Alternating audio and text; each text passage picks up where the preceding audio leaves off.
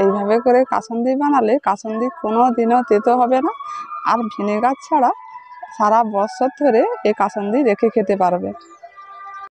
বন্ধুরা, এখন তো প্রত্যেকটা আম গাছে কিন্তু কম বেশি আম হয়েছে। আজ আমাদের বাড়িতে গাছে আম হয়েছে, অনেক ছোট আম বড় আম আছে। আমি দুটো আম বড় ছিল, সেই দুটো আম পেড়ে নিয়েছি। এই দুটো আম দিয়ে আজকে আমি কাসুন্দি বানাবো। আর অনেক সময় কাসুন্দি করলে এই কাসুন্দি কিন্তু তেতো হয়ে যায়, আবার বেশি দিন থাকে না। আজ আমি এমন একটা পরিমাণে বলে দেবো, সেই কাসুন্দি কিন্তু তেতো হবে না, আর অনেক দিন ধরে থাকবে। আর কিভাবে আমি এই কাসুন্দির রেসিপিটা বানাই আপনারা পুরোটাই দেখুন। এই যে বন্ধুরা, আমি কাসুন্দির জন্য যে দুটো আম পেড়ে নিয়েছি, এই দুটো আমের ওজন কিন্তু 300 গ্রাম। আমি একেবারে ওজন করে নিয়ে এসেছি। আর এই 300 গ্রাম আমে আর 150 গ্রাম রাই সরিষা নিয়েছি। রাই সরিষায় কাসুন্দির জন্য রাই সরিষা নিতে হবে, তাহলে কিন্তু কাসুন্দিটা খুব ভালো হবে। দেখুন এই রাই সরিষাগুলো কেমন, দেখুন। আর এই রাই সরিষা কিন্তু একটু ঝাঁঝালো টাইপের হয়, আর কালো হবে। কিন্তু কালো দু রকমের সরিষা আছে, সে কালো আর এ কালো একই রকম দেখতে। আর এই যে দোকানে যখন কিনবেন তখন বলতে হবে রাই সরিষা, তাহলে কিন্তু তারা রাই সরিষা দেবে। আর না হলে এমনি বললে তখন এমনি কালো সরিষা দিয়ে দেবে, সেই সরিষা কিন্তু কাসুন্দি ভালো হয় না। আমি এই দোকান থেকে সরিষাগুলো কিনে নিয়ে এসে ভালো করে ধুয়ে এই থালায় করে রোদে শুকনো করে নিয়েছি। এমনভাবে শুকনো করতে হবে যে মুচমুচে করে, তাহলে কিন্তু ভালো হবে। প্রথমে আমি কাসুন্দির জন্য আমের খোসাটাকে ছাড়িয়ে নিচ্ছি।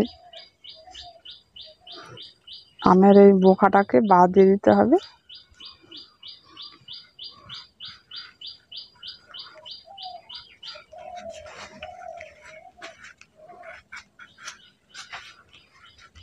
কাসুন্দির জন্য কিন্তু আম কিন্তু কাঁচা নিতে হবে। একটু হয়তো আধা পাকা হয়ে গেছে, তখন কিন্তু কাসুন্দিটা ভালো হবে না। এইরকম কাঁচা ধরনের আমটা নিলে তখন কাসুন্দিটা ভালো হয়।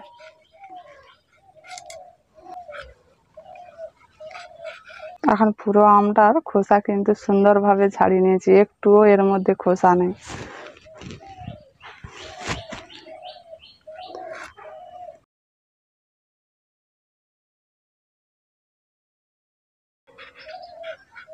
এখন আমের খোসাটা কিন্তু সম্পূর্ণভাবে ছাড়িয়ে নিয়েছি।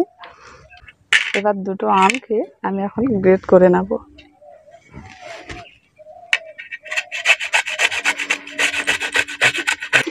আমি 300 গ্রাম আম নিয়েছি, তার পরিমাণে আমি 150 গ্রাম সরিষা নিয়েছি। আর আপনারা যদি বেশি করে সরিষা নেন তাহলে কিন্তু তার ডবল আম দিতে হবে।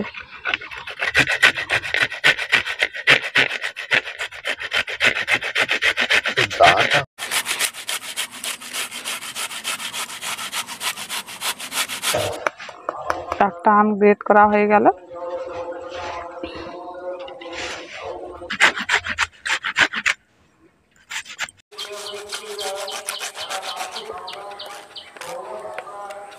আমটা এখন গ্রেট করা হয়ে গেল। এবার সরষেটাকে আমি গুঁড়ো করে নেব। সরষে গুঁড়ো করার আগে দুটো কথা বলি। এই যে কাসুন্দিটা বানাবেন, এই কাসুন্দির মধ্যে কোনো জল ব্যবহার করবেন না। আর জল ব্যবহার করলে সেই কাসুন্দি কিন্তু বেশি দিন থাকবে না। আর একটা কথা, যে সরষে যখন গুঁড়ো করবেন, গুঁড়ো করার পরেই কিন্তু টপ করে ঢাকা দিয়ে দিতে হবে, যাতে না বাতাস লাগে। আর বাতাস লাগলে তখন কাসুন্দিটা তেতো হয়ে যাবে, তখন সেই কাসুন্দি তেতো হয়ে গেলে কিন্তু খেতে ভালো লাগবে না। ওই জন্যে গুঁড়ো করার পর টপ করে ঢাকা দিয়ে দেবেন। এখন আমি সরষেটা গুঁড়ো করে নিচ্ছি। শুকনো শিল নোড়ার মধ্যে এখন সরষেটাকে আমি গুঁড়ো করে নেব। অল্প অল্প করে দিয়ে গুঁড়ো করে নিচ্ছি। আর আপনারা চাইলে মিক্সচারেও গুঁড়ো করে নিতে পারেন।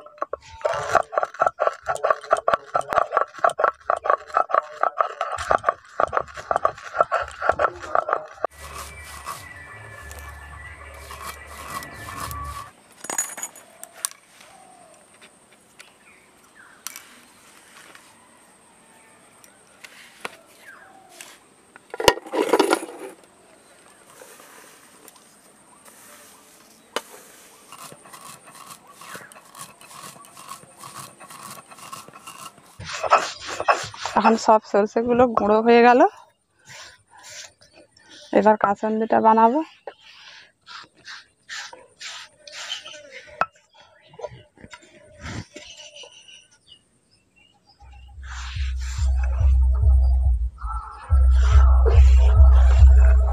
করার পর তাড়াতাড়ি কিন্তু ঢাকা দিয়ে দিতে হবে এইভাবে করে।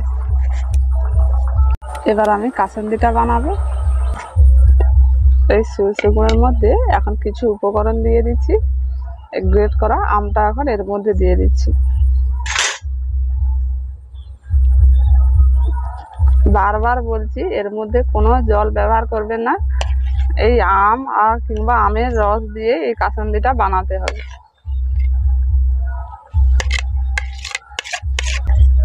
সামান্য একটু হলুদের গুঁড়ো দিয়ে দিচ্ছি।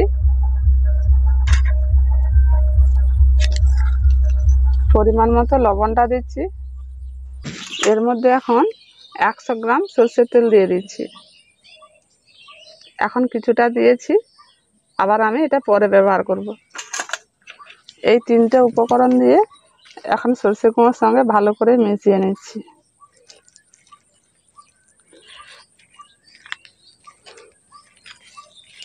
খুব ভালো করে এটাকে মেশাতে হবে।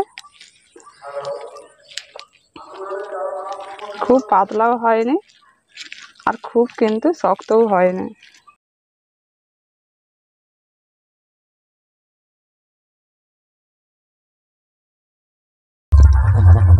এখন খুব সুন্দরভাবে এটাকে ভালো করে মিশিয়ে নিয়েছি। এবার এটাকে কিন্তু বেশিক্ষণ রাখা যাবে না, এটাকে জারের মধ্যে রেখে দিতে হবে, না হলে কিন্তু বাতাস লেগে যেতে পারে। এবার আমি জার নিয়েছি, আর এই জারের মধ্যে কোনো জল নেই, ভালো করে শুকনো করে নিয়েছি। এই জারের মধ্যে কাসুন্দিটা রেখে দেব। অল্প অল্প করে এখন জারের মধ্যে ভরে নিয়েছি।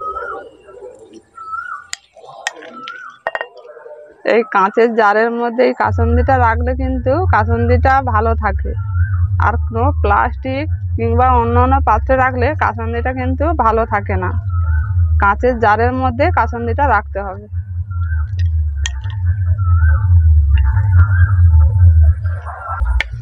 যে বাকি তেলটা রেখেছিলাম, এই তেলটা কিন্তু এর উপরে এখন দিয়ে দিচ্ছি।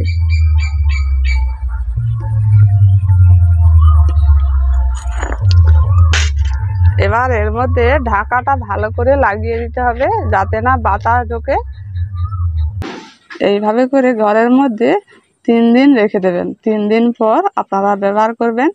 আর এটাকে 8 দিন কিংবা 15 দিন ছাড়া ছাড়া একবার লেখা রোদে দিয়ে রাখবেন, তাহলে এই কাসুন্দিটা অনেক দিন ধরে থাকবে, কিচ্ছুই হবে না।